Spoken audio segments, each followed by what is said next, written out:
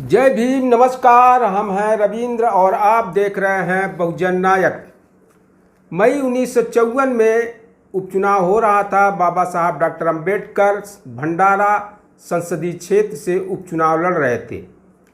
21 अप्रैल 1954 को बाबा साहब ने एक जनसभा को वहां पर संबोधित किया। उन्होंने अपने भाषण में कांग्रेस और नेहरू जी पर कड़ा प्रहार किया था। उन्होंने कहा कि कांग्रेस आज़ादी से पहले कहती थी कि आज़ादी मिलने के बाद सारी समस्याओं का हल किया जाएगा, लेकिन अब वह इस पर बात ही नहीं करती। मुद्दा विषमता का है, विषमता बढ़ती ही जा रही है। इसी तरह बाबा साहब डॉक्टर अंबेडकर नेहरू जी को भ्रष्टाचार पर घेरते हैं। बाबा साहब नेहरू जी को ईमानदार तो मानते हैं, लेकिन उनके मंत्रिमंडल में या कुछ अन्य लोग जो हैं भ्रष्टाचार करते हैं, उसी को वह कहते हैं कि इस पर रोक नेहरू जी नहीं लगाते, इसलिए उनकी आलोचना बाबा साहब कर रहे हैं। बाबा साहब ने कहा है अपने कि जिन दो लोगों को संसद में भेजना है उनमें से एक मैं हूं। मैं उम्मीदवार बनकर खड़ा हूं। मुझे चुनाव में वैसे खड़ा होने की ज़रूरत नहीं थी, क्योंकि मैं पहले ही ऊपर की लोकसभा अर्थात राज्यसभा का सदस्य हूं। खेद की बात यह है कि मैंने देखा कि इस उच्च सदन में यानी राज्यसभा में कोई कामकाज नहीं होता। केंद्र की सरकार लोकसभा की बैठकें बार बार लेकर उससे लोकहित का काम काज करवाने की इच्छा नहीं है। इसलिए आखिर मैंने संसदीय चुनाव में खड़े होने का निर्णय लिया। 2 जगहों के लिए 4 उम्मीदवार खड़े होने के कारण स्पष्ट है कि चुनाव में कांटे की टक्कर होने वाली है। अपना वोट किसे देना है इस बारे में निश्चित तौर पर बताने के लिए मैंने यह दौरा शुरू किया है। सेहत के कारण हर जगह जाना मेरे लिए संभव नहीं है, इसलिए गिने चुने स्थानों पर जाकर ही मैं अपना चुनाव प्रचार करने वाला हूं। किन्हीं कारणों से आज जो लोग यहां उपस्थित नहीं हैं उन तक आप मेरी बात पहुंचाएंगे, ऐसी मुझे उम्मीद है। संसद के 500 में से 400 सदस्य कांग्रेस के हैं। ऐसी स्थितियों के बावजूद हर एक चुनाव क्षेत्र में उम्मीदवार खड़ा उनका होता है, तब उसका विरोध करना प्रजातंत्र के लिए लज्जास्पद है। वे चुनाव लड़ते हैं मारवाड़ियों के पैसों के बल पर। कांग्रेस ने 2 उम्मीदवार चुनाव में उतारे हैं। उनका उद्देश्य क्या है? कांग्रेस वाले बताते हैं कि नेहरू के हाथ मजबूत करने के लिए उन्हें जिताकर संसद में भेजिए। लेकिन क्या नेहरू इस प्रकार का समर्थन पाने के हकदार हैं? इस बारे में ज़रूर सोचना पड़ेगा। यहाँ बाबा साहब कह रहे हैं कि नेहरू के नाम पर वोट मांगा जा रहा है। जैसे आज लोग मोदी जी के नाम पर वोट मांगा जा रहा, बीजेपी मांगती है, उसी तरह नेहरू के नाम पर उसमें वोट मांगा जाता, कैंडिडेट कैसा भी हो। इस तरह बाबा साहब इसलिए उन पर कह रहे हैं कि क्या नेहरू इस प्रकार का समर्थन पाने के हकदार हैं? इस बारे में ज़रूर सोचना पड़ेगा। आज़ादी के बाद 7 सालों की मियाद मिली, यानी 7 साल उन्हें शासन में रहे। इतने समय में कर्तव्य परायण पुरुष आसमान धरती पर ला सकते हैं, यानी जो काम करने वाला व्यक्ति होगा वो आसमान को धरती पर ला सकता है। लेकिन जवाहरलाल नेहरू ने क्या किया? हमने अंग्रेज़ों से आज़ादी की मांग क्यों की? अंग्रेज के राज में जो अनेक समस्याएं पैदा हुई थी उन्हें हम हल करेंगे, ऐसा तब इन नेताओं का कहना था। आज का प्रमुख मुद्दा विषमता है। विषमता बढ़ रही है, लेकिन इस बारे में कोई बोलता तक नहीं। वैसे देखा जाए तो हमारा देश 2 हिस्सों में बटा हुआ है। एक हिस्सा उच्च वर्ग का है, दूसरा निम्न वर्ग के लोगों का है। सभी मंत्री उच्च वर्ग के हैं। एकाध अपवाद हो सकते हैं। आम आदमी को आज़ादी का रत्ती भर फायदा नहीं हुआ, यह बाबा साहब कह रहे हैं। पिछले साल एक सभा का उद्घाटन करते हुए जवाहरलाल नेहरू ने बताया कि मेरी नज़र में अस्पृश्यता यानी छुआछूत सामाजिक समस्या है ही नहीं। यहाँ बाबा साहब उनके भाषण को कोट करते हुए कह रहे हैं कि जवाहरलाल नेहरू छुआछूत यानी छुआछूत जो सामाजिक है ही नहीं, वह मजदूरों की, वे मजदूर हैं और अन्य मजदूरों के साथ उनकी समस्याएं हल की जाएंगी, ये कह रहे हैं। लोक लाज की खातिर ही सही, यहाँ बाबा साहब गांधी जी की कुछ तारीफ कर रहे हैं। लोक लाज की खातिर ही सही गांधी जी कहा करते थे, अस्पृश्यता हिंदू धर्म का कलंक है, छुआछूत हिंदू धर्म का कलंक है और उसे धोना पड़ेगा। ये नेहरू इतना तक भी नहीं कहता। सर्वोदय मुझे ढोंग लगता है, एक आदमी कैसे सर्वोदय ला सकता है समझ में नहीं आता। यह व्यवहार में मत्स्य न्याय है, यानी बड़ी मछली छोटी मछली को जैसे खा जाती है, उसी तरह यहाँ उच्च वर्ग के लोग छोटे लोगों का शोषण कर रहे हैं, ये बाबा साहब कह रहे हैं। घूसखोरी क्यों होती है, तो इसके पीछे वजह यह है कि जवाहरलाल नेहरू में कोई दम नहीं है। खुद नेहरू ईमानदार हैं, मुझे उनके बारे में कुछ नहीं कहना, लेकिन उनका एक ही दोष है कि अगर वे किसी को एक बार दोस्त यानी मित्र मान लेते हैं तो हमेशा के लिए शरण देते हैं। मेनन का जीप मामला तो मशहूर ही है। मंत्रिमंडल में मैं जब था तब मैंने जवाहरलाल नेहरू से कहा था कि हर जगह आप वकीलों की नियुक्ति क्यों करते हैं। वकीलों के यहाँ राजदूत से बाबा साहब कह रहे, हर साल इन दूतावासों पर 8 करोड़ रुपए खर्च किए जाते हैं।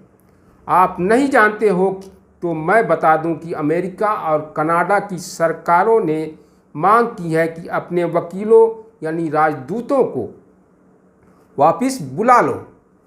तुर्किस्तान के वकीलों ने यानी राजदूतों ने अनाज की खरीदारी में घपला किया है। विदेशों में जिन लोगों ने अपना और अपने देश का नाम बदनाम किया, उन्हें वापस लौटने पर यहाँ क्या सज़ा मिलती। एक ऐसे आदमी को उसके भारत लौटने पर अपराधी ठहराया गया और फिर दूसरे देश में वकील बनाकर भेज दिया गया, यानी राजदूत बनाकर भेज दिया गया। जवाहरलाल नेहरू लोगों को परख नहीं सकते। अपने पसंदीदा लोग और देश के हित में क्या कोई फर्क नहीं है, लेकिन जवाहरलाल नेहरू के समझ में यह फर्क नहीं आता। क्या ऐसे आदमी का हमें समर्थन करना चाहिए। 300 साल पहले पंडित जी के पूर्वज भारत आए, लेकिन आज भी उन्हें लगता है कि हम पहले काश्मीरी हैं फिर भारतीय हैं। तब मुझे आश्चर्य लगता है कि जो आदमी पहले अपने गर्व के साथ भारतीय नहीं कहता, उसे भारत का प्रधानमंत्री बनने का अधिकार ही क्या है। कश्मीर के पूरे भारत का कहाँ तक खून चूसे यह वे नहीं सोचते।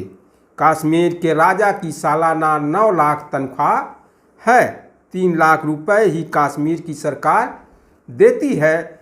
6 लाख भारत सरकार देश की जनता से कर वसूल करके रकम उन्हें देती है। मैं अगर चुनाव जीत गया तो जाकर उनसे पूछने वाला हूं कि पिछले 7 सालों में कश्मीर की अपनी सेना पर कितना खर्च हुआ।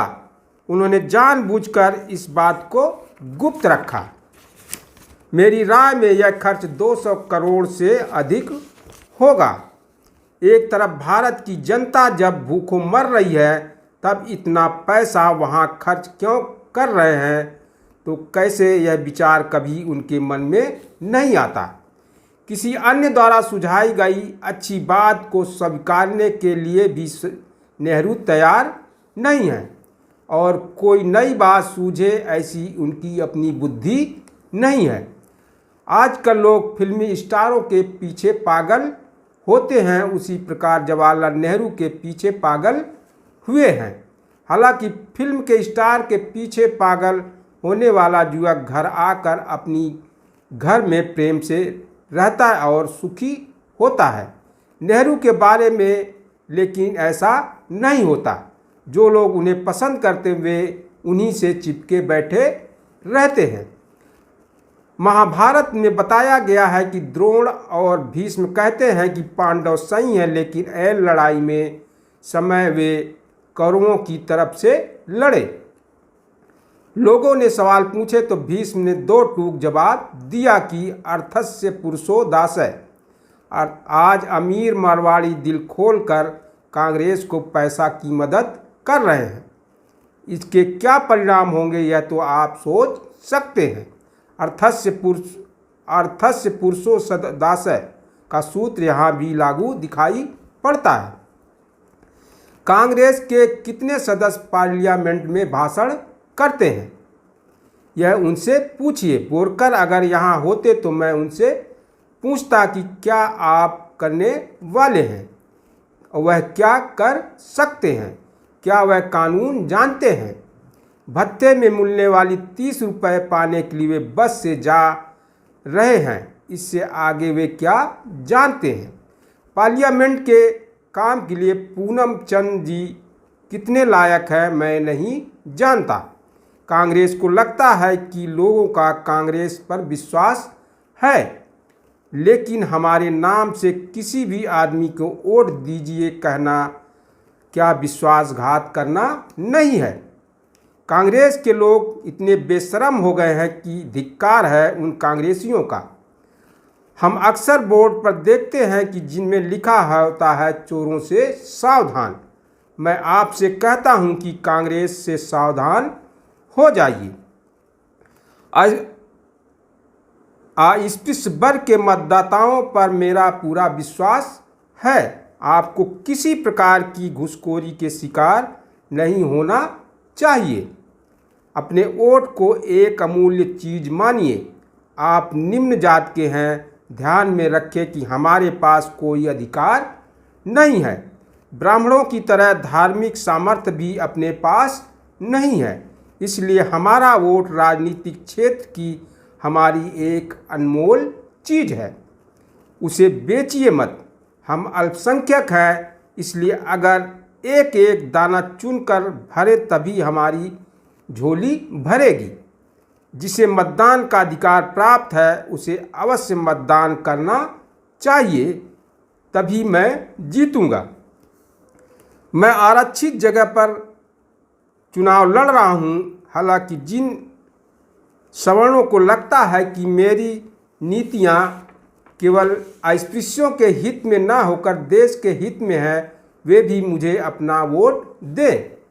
जरूर नहीं कि मैं उनसे यह कहूं। मुझसे पूछा जाता है कि दूसरे मत का क्या करेंगे, उसके बारे में बताना जरूरी है। हम कांग्रेस का विरोध करते हैं, इसलिए कांग्रेस के फायदे में जाए ऐसा कोई बात हमें नहीं करनी चाहिए। इसलिए अगर आप मेरे साथ हैं और मैं दोनों अपने ही को अपना वोट देंगे तो मेरा डिपॉजिट यानी जमानत जब्त हो जाएगी। अगर आपको लगता है कि मैं जीतूं तो आपको बोरकर को अपना वोट बिल्कुल नहीं देना चाहिए। फिर दो लोग बचते हैं, श्री राका और श्री मेहता। मैं सोशलिस्ट पार्टी से नाराज हूँ। उनके काम में कोई अनुशासन नहीं है। मुझे उम्मीद थी कि देश की अन्य पार्टियों की तरह वे वसूलों की बुनियाद पर अपनी पार्टी का संगठन करेंगे। इसलिए पिछले चुनाव में मैंने उनकी मदद की, लेकिन इस कारण हमारा बहुत नुकसान हुआ। हमारे लोगों ने वोट दिया, इसलिए उनके उम्मीदवार जीत पाए, लेकिन इस पर धन्यवाद का एक शब्द भी उन्होंने हमें दिया नहीं। इसलिए मुझे उनके बारे में ना तो बुरा लगता है और ना ही आदर महसूस होता है। त्रावणकोर कोचीन में वे कम्युनिस्टों के साथ उनकी बराबरी में कंधे से कंधे लगाकर लड़े और चुनावों के बाद उन्होंने पगड़ी घुमा कर बताया कि तुम्हारा और हमारा कोई ताल्लुक नहीं है। उन्हें बस मंत्री पद पाने की जल्दी मची है।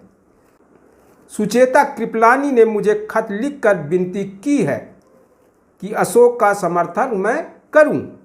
अशोक मेहता का भी खत आया है, इसलिए अशोक को ही आप वोट दें, दूसरा मत दें। यह राका से अधिक राजनीति में सधे हुए हैं और विद्वान हैं, इसलिए उन्हें अपना दूसरा वोट दें। इसलिए नहीं कि वे सोशलिस्ट पार्टी के उम्मीदवार हैं, बल्कि इसलिए कि वे अशोक हैं। इसलिए आप उन्हें अपना वोट दें। कांग्रेस के खिलाफ खड़े उम्मीदवारों को आप बहुमत से जिताएंगे, ऐसी मेरी उम्मीद है।